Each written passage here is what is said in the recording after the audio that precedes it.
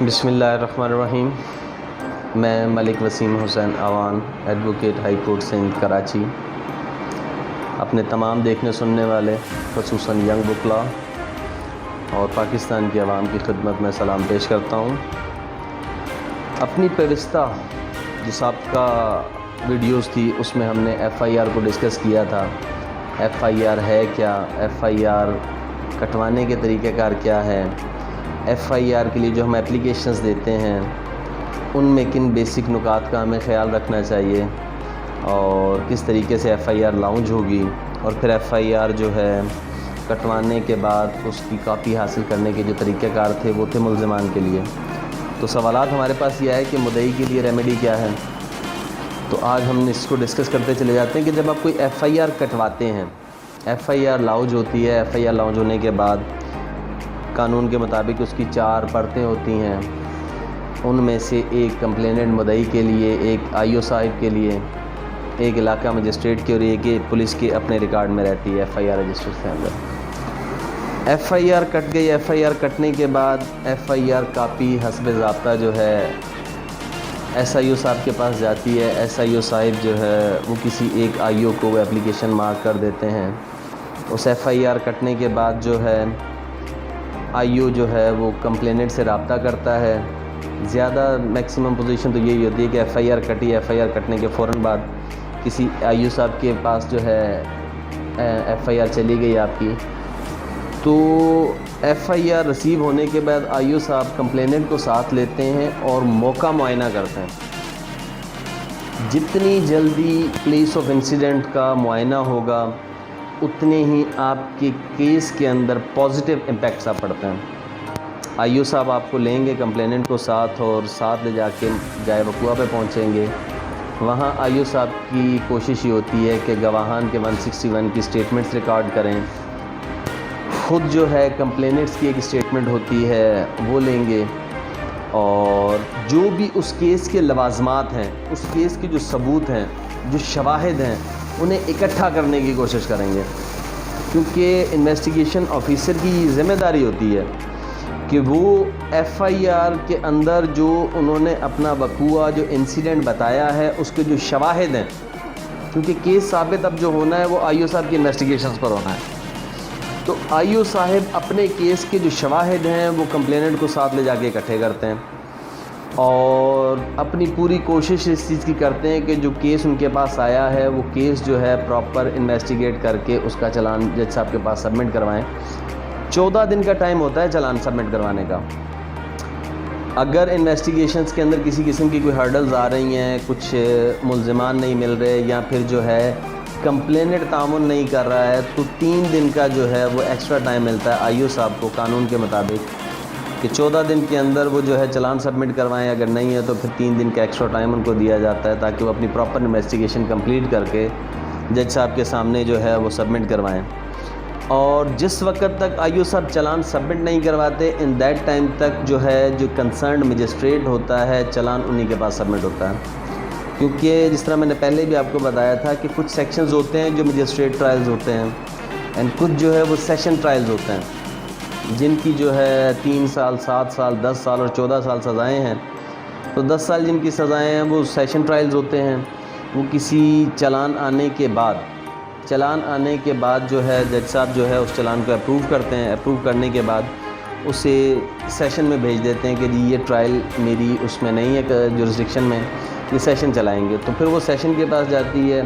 Session سے اس پہ number وغیرہ لگ کر اور جو بھی اس میں کسی اے ڈی جے صاحب کو مارک ہو یا ڈی جے صاحب خود چلانا چاہیں تو اس کیس کی ہوتی ہے۔ لیکن ایف آئی آر کے بعد ذمہ داری جو ہے وہ کمپلیننٹ پر، مدعی پر ہوتی ہے کہ وہ آئی او کو ساتھ لے اور ساتھ لینے کے بعد موقع معائنہ کروائے، موقع سے گواہوں کے بیانات درج کروائے، جو بھی اس کے پاس شواہد موجود ہیں وہ آئی او صاحب کو مہیا کریں، اور آئی او صاحب یہ پھر اپنی اس میں ظاہر ہے ایک عام شخص کو نہیں پتہ کہ ایویڈنس ویلیو کیا ہے، کس چیز کی کس طرح کی ایویڈنس جو ہے وہ کس نوعیت کی ہے، تو آئی او صاحب جو ہے اپنے تجربے کو، اپنی تمام ان صلاحیتوں کو بروئے کار لاتے ہوئے اپنے کیس کو پختہ کرنے کے لیے، اپنے کیس کو اس کے منطقی انجام تک پہنچانے کے لیے ایویڈنس کلیکٹ کرتے ہیں۔ اگر کوئی ایویڈنس کلیکٹ کرنے میں ناکامی ہوتی ہے یا اس کے لیے آپ کو آئی او صاحب کو کہیں کچھ لیٹرز لکھنے میں سم ٹائم سپوز دیٹ کہ ہمیں فورینسک رپورٹس چاہیے ہوتی ہیں، میڈیکل کروانا درکار ہوتا ہے اور post mortem some time required ہوتا ہے، تو یہ سب آئی او صاحب کی ذمہ داریاں ہیں کہ وہ قانون کے دائرہ کار کے اندر رہتے ہوئے اپنے قانونی جو ہے پاور کو استعمال کرتے ہوئے ان شواہد کو اکٹھا کریں، کیونکہ مدعی ہم پہلے بھی کہہ چکے ہیں کہ جس وقت کسی کے ساتھ کوئی اس طرح کا سانحہ پیش آتا ہے تو مدعی آسان باختہ ہوتا ہے، اس کو چیزیں اس طرح سے سمجھ میں نہیں آتی ہیں، لیکن ایک پروفیشنل انویسٹیگیشن آفیسر کا کام یہ ہے کہ وہ اپنے تمام ایف آئی آر کے اندر جو لوازمات ہیں ان کو ثابت کرنے کے لیے شواہد اکٹھا کریں۔ اگر مدعی خود سپورٹ نہیں کرتا ہے ایک انویسٹیگیشن آفیسر کو تو آئی او صاحب کو تو فرق نہیں پڑتا، لیکن مدعی کو اس کے مقدمے میں بہت زیادہ فرق پڑتا ہے۔ اکثر اوقات ایسا دیکھا گیا ہے کہ کچھ لوگ خصوصاً کراچی شہر کے اندر کچھ لوگ پاکستان کے دوسرے علاقوں سے، شہروں سے، دیہاتوں سے، اضلاع سے کراچی اپنے کام وام کے لیے آتے ہیں، اور جس وقت کوئی انسیڈنٹ ہو جاتا ہے تو ایف آئی آر کے فوراً بعد یا اللہ نہ کرے کسی کی جان چلی جاتی ہے، کوئی میجر انسیڈنٹ کسی کا کوئی باڈی پارٹس ڈیمیج ہو جاتا ہے تو وہ اسے لے کر اپنے آبائی علاقے میں چلے جاتے ہیں، اینڈ ان دیٹ ٹائم ہوتا یہ ہے کہ مدعی سے کوشش کرنے کی آئی او صاحب رابطہ کرتے ہیں، رابطہ نہیں ہو پاتا اور یہاں جو ہے چلان سبمٹ کروانے کا ٹائم آ جاتا ہے تو وہ چلان سبمٹ کروا دیتے ہیں، تو اس کا آئی او کو تو کوئی نقصان نہیں ہوا، لیکن مکئی مقدمے کو اس کی سخت جو ہے نا وہ پہنچتی ہے کہ اس کا مقدمہ خراب ہو جاتا ہے، اور جب وہ کچھ عرصے کے بعد دوبارہ واپس آتا ہے تو یہ جو ٹائم کا لیپس ہے نا یہ ملزمان کے لیے ایک بہت بڑا بینیفٹ آف گراؤنڈز آ جاتا ہے بیل کے لیے ان کی، اور اس کے مقدمے کو کمزور کرنے کے لیے، کیونکہ مین ٹائم پر آپ نے جا کے ایویڈنس کلیکٹ نہیں کی، اب جو ایویڈنس آپ 2 مہینے 1 مہینہ یا 10 دن یا 20 دن کے ڈیلے سے دے رہے ہیں وہ جو ہے لیپس کر جاتی ہیں، دین پھر جو کچھ لوگ ان دیٹ ٹائم پہ پلیس آف انسیڈنٹ پہ موجود ہوتے ہیں جو کسی نہ کسی طرح سے آپ کی مدد کرنا چاہتے ہیں لیکن وہ وہاں کے مقامی نہیں ہوتے، وہ کہیں آگے پیچھے ہو جاتے ہیں، تو آپ خود اپنے مقدمے کو خراب کرنے کا باعث بنتے ہیں۔ تو یہ بات ذہن میں رکھیے کہ جیسے ہی آپ کی ایف آئی آر لانچ ہوتی ہے، ایف آئی آر لانچ ہونے کے بعد آپ کو انویسٹیگیشن آفیسر سے رابطہ کرنا ہے، انویسٹیگیشن آفیسر آپ سے رابطہ کرے گا، جائے وقوع پر جائیں گے، وہاں پر جو ہے 161 کے اسٹیٹمنٹس کروائیں گے گواہان کے، جو بھی آپ کے پاس شواہد ہیں وہ مہیا کریں گے، اور دین جو ہے آئی او صاحب اپنا چلان انویسٹیگیشن کمپلیٹ مکمل کرنے کے بعد جو ہے ایس ایس پی صاحب کو بھیجتے ہیں، ایس ایس پی صاحب اسے اپروو کرتے ہیں، دین وہ جو ہے مجسٹریٹ صاحب کے پاس آتا ہے جہاں پر جو ہے سرکاری وکیل اے ڈی پی پی صاحب اس کو اپروو کرتے ہیں، اور دین وہ چلان سبمٹ ہوتا ہے۔ اب سم ٹائمز ایسا ہوتا ہے کہ ایف آئی آر کٹوائی آپ نے اور بلکہ نہیں، جس میں کمپلیننٹ ہوتے ہیں وہ چلان ہوتا ہی ہوتا ہے، 99% یہ دیکھا گیا ہے۔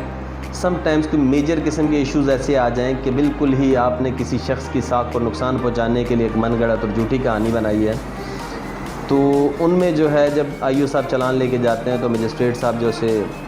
چلان کو ایکسیپٹ نہیں کرتے اور کیس جو ہے خارج کر دیتے ہیں، یا پھر ایف آئی آر کاٹی۔ میجورٹی دیکھنا یہ آتا ہے کہ شہر کے اندر جس طرح ہم دیکھتے ہیں کہ اسٹیٹ کی ریاست کی مدعیت کے اندر ایف آئی آرز کٹتی ہیں، کسی لاز کی وائلیشن جس طرح ہم 188 کی دیکھتے ہیں ایف آئی آر کٹتے ہیں، کہ اکثر اوقات ہمارے شہر کے اندر محرم کے دوران یا پھر کسی